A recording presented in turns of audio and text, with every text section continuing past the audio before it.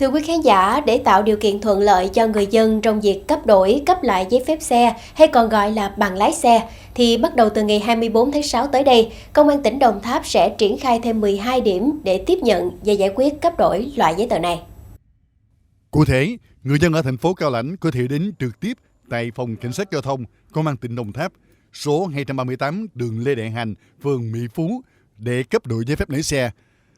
Đối với người dân ở các huyện, thành phố còn lại thì đến 11 điểm cấp đổi tại trụ sở công an phường, thị trấn của địa phương mình. Ngoài 12 điểm được triển khai thêm, thì điểm cấp đổi giấy phép lái xe tại Trung tâm Hành chính công tỉnh Đồng Tháp vẫn tiếp nhận và giải quyết hồ sơ như thường lệ. Thời gian tới, khi hoàn tất việc thành lập công an cấp xã mới theo chủ trương sắp xếp đơn vị hành chính, các điểm tiếp nhận hồ sơ có thể sẽ được điều chỉnh.